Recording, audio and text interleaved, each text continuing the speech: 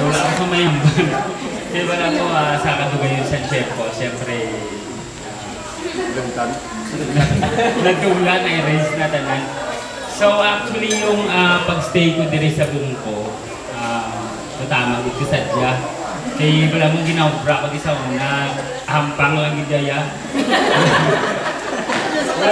Oo, biskan sa diet ko, hampang lang gidang isip ko. Nakabalo ko maglaba, nakabalo ko mag-food sa mga tao nga amo nang nagpabasok sa ako. So thank you very much.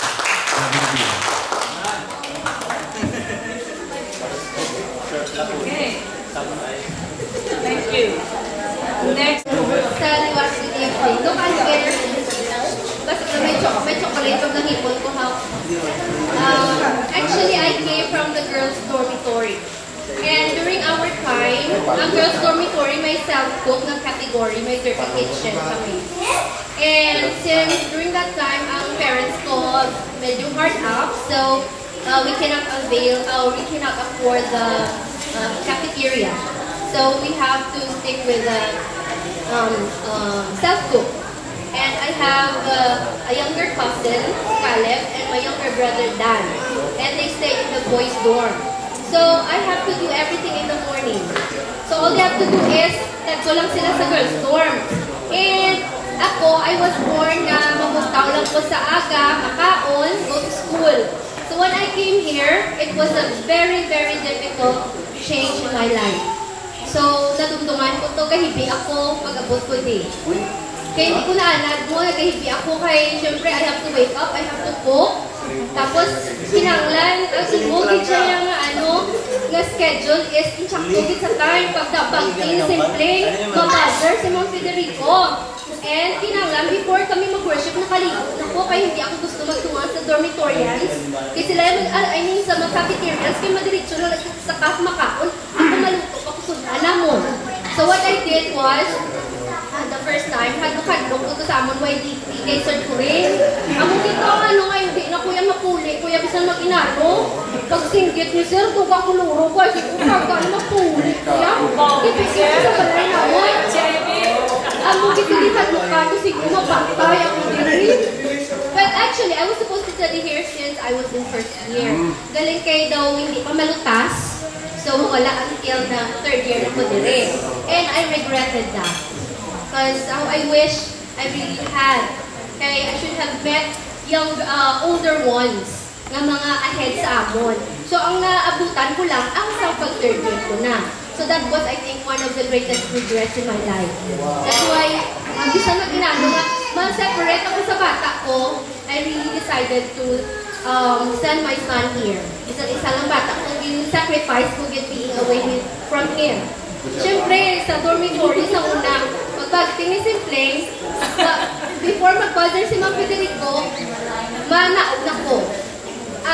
Suki ako sa hulog sa hagdan. I guess that's the reason why I had a slip disc.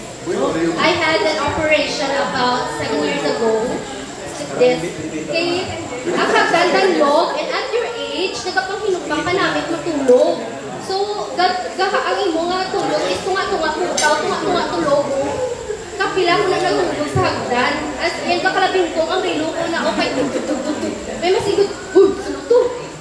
Ipos na ko lagi ko panugin na ako itong, actually ako dito yan kay Aga.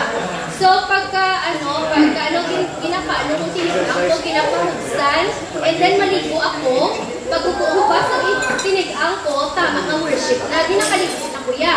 And then, pagkatapos worship, maluto na sa sudan, and makadto lang ang cousin, mangkog ko din ang balik man sila, kasi kugas, pinggan.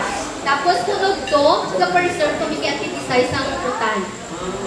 And I remember also si Panik, ay, sutakan ako sudan sa kap, hindi makikaon sa inyo. Kasi nila si Panik kakaon sa akon.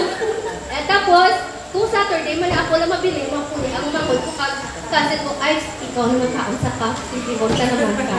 So, I really cannot forget that. Tapos, dito siya gatulog kay Ma'am Alfaro. Kaya dito siya, may door na mo, may door, pasulod sa private room. Ay, nasiksik na kami sa single bed. Siyempre, mga liwang pa kami, kaibon pa kami that time. So, kung kami nakaibon sa single bed. So, ulit na kami ni Banit Kalini. And of course, hindi ko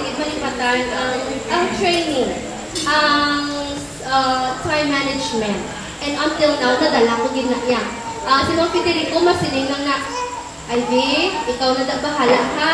Siya na, every time mag-worship, masulod lang na, Ivy, masulod lang ko ha. Ikaw na bahala pang close sa doors, kag pagpatay sa suga. So, until now, nadala ko gina tanan-tanan. So, last night, pagtululog nila tanan, nagkalubon sa kurinti, pinamatay ko tanan sa girls' dorm kasi mo kanulog niya, di pa. So, although life is really not very that good, but ang experience, hindi na siya yung bayluhan sa kung ano man. So, especially